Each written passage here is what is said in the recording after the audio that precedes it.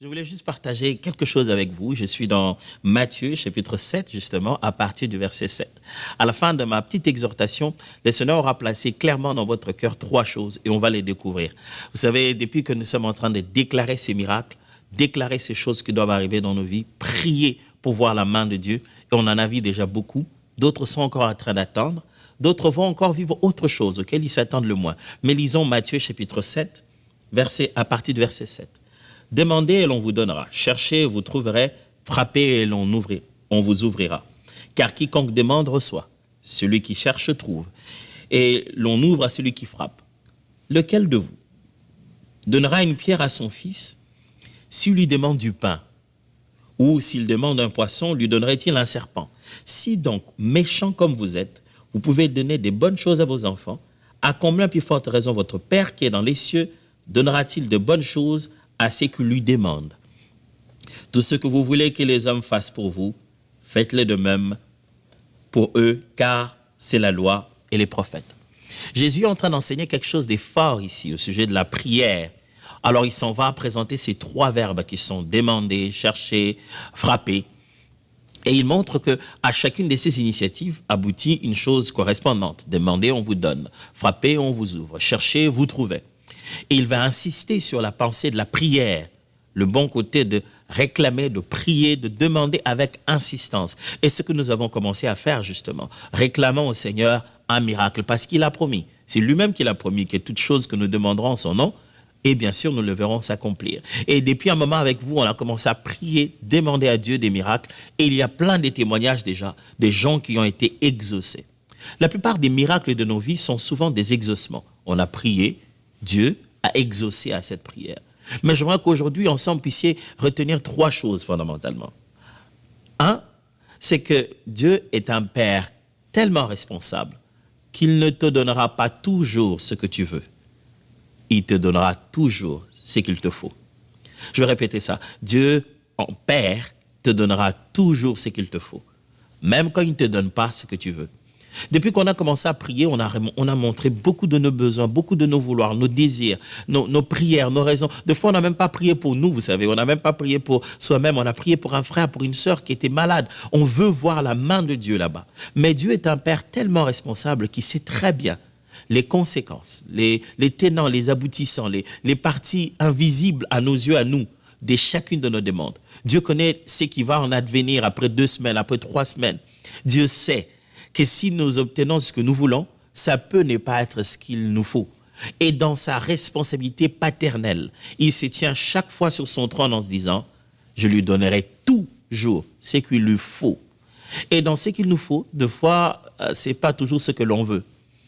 C'est des fois au-delà de ce que l'on veut ou même pas ce que l'on voulait. Mais ce qu'il nous faut, c'est ce qui nous est fondamental, c'est ce qui nous fait vivre. Nous ne vivons pas parce que nous voulons. Je vous donne un exemple simple.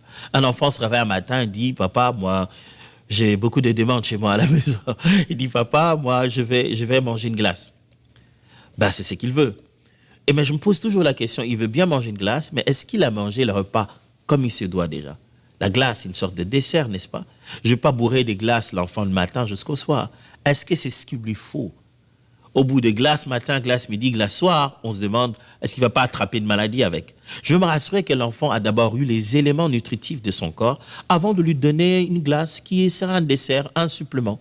Dieu se dit toujours, qu'est-ce qu'il nous faut? Nous avons prié pendant toute cette semaine de miracles. Tout ce temps, nous sommes en train de prier, nous avons réclamé. Mais je vais vous dire, s'il y a une chose pour laquelle vous pouvez faire confiance à Dieu à 100%, c'est qu'il donnera toujours ce qu'il vous faut. Et si ce qu'il a donné n'est pas ce que vous vouliez, sachez-le bien que c'est ce qu'il vous faut pendant cette saison, pendant cette période. Il y a un homme dans la Bible qui était roi, qui Dieu est allé lui dire, écoute, voilà, il faudrait que tu commences à faire tes prières parce que tu vas mourir. Oh, il tourne le visage vers le mur, il prie, oh Dieu, aie pitié de moi. Le prophète n'était pas encore sorti de la cour royale, que Dieu l'a rappelé, il va lui dire que c'est bon, je lui donne des temps. Je vais encore lui donner des années à vivre. Il rentre, dit, Dieu, finalement, a entendu ta prière. Mais vous savez ce qui s'est passé? Les années qui ont suivi, ce roi qui était en train de finir bien sa course, dans la gloire, ayant respecté la loi de l'Éternel, mais les années supplémentaires qui lui ont été données ont été des années difficiles à vivre. Il a perdu sa courbe. Il a commencé à descendre dans son intimité avec Dieu et dans son respect de la loi du Seigneur. Faites confiance à Dieu. C'est qu'il vous faut. C'est ce qu'il vous a donné. Mais une autre chose à savoir, quand on lit ces textes au sujet des exaucements de Dieu, des miracles de Dieu dans la prière, vous devez savoir que tout ce que Dieu fait, exauce pour nous, peut ne pas être dans le domaine où on s'attend. J'aimerais reformuler cela pour nous tous. Tu peux avoir prié Dieu ici, mais il t'exauce là, ailleurs. Tu peux avoir demandé à Dieu tellement cette chose, mais il est allé exaucer dans la source. Pourquoi? Parce que nous, les êtres humains, nous avons beaucoup de mal à rallier la source et ses dérivés. Je veux dire la cause et les conséquences. Nous présentons à Dieu nos conséquences. On veut voir les effets changer, mais on n'en connaît pas la cause. Mais quand Dieu va nous exaucer, lui, il va vers la cause. Alors, je vais vous prier à croire que Dieu est à l'œuvre. Il est peut-être à l'œuvre là où vous ne voyez pas. Il est peut-être à l'œuvre là où vous ne le savez pas. Il est en train de travailler. Vous vous souvenez, Élisée arrive dans une ville et l'eau est amère. Et on dit, mais l'eau est amère, comment on va faire? Vous savez ce que lui va faire? Il va prendre du sel, il va sur un plateau et il va jeter à la source. Qu'est-ce que le sel a à faire à jeter dans le... Est-ce que tu sais, Élisée, que l'eau se change à chaque seconde? L'eau change ici. Mais la Bible dit, quand il a jeté le sel, dans cet endroit, pouf, c'est fini. L'eau était complètement lavée. Et même les eaux qui venaient après étaient complètement lavées. Je vais vous pousser à croire que Dieu est en train de traiter un problème à la source. Ce n'est peut-être pas ce que vous vouliez voir, mais Dieu est en train d'agir quelquefois d'une manière ou d'une autre. Et la dernière des choses que j'aimerais vous dire, Dieu est tellement bon. Nos miracles n'arrivent pas simultanément pour nous tous. Certains sont en train de demander, d'autres sont en train de chercher, d'autres sont en train de frapper. Peut-être que vous avez demandé et que vous avez été exaucé. Mais pour d'autres, peut-être que ça demande de frapper. Alors, frappez. On vous ouvrira. Continuez de frapper. D'autres, pour eux, peut-être ça leur demande de chercher. Il n'y aura personne de l'autre côté pour vous ouvrir ou pour vous donner. Celui qui cherche, la Bible dit, il trouve. Certains leur demandent, leur temps de prière, leurs exaucements, c'est une affaire de chercher. Dieu n'est pas dans ces quelques jours ou dans ces quelques semaines que nous sommes donnés pour la semaine des miracles. Dieu, c'est pour la vie.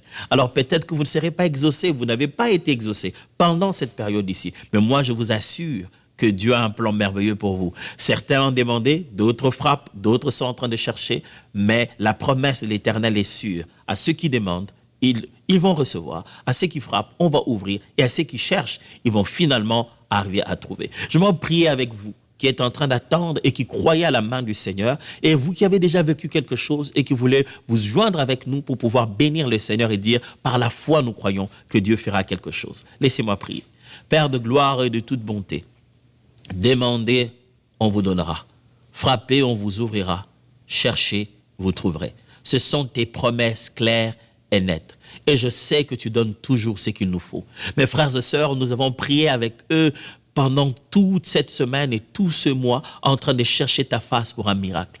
Que de témoignages n'avons-nous pas reçus? Un Dieu qui a exaucé glorieusement. Certains attendent encore, mais nous attendons à toi. Nous ne nous attendons pas en nous disant, si tu ne le fais pas, tu ne serais pas le Dieu à qui nous croyons. Nous nous attendons à toi comme des enfants qui connaissent que leur Père est tellement responsable qu'il leur donnera toujours ce qu'il leur faut.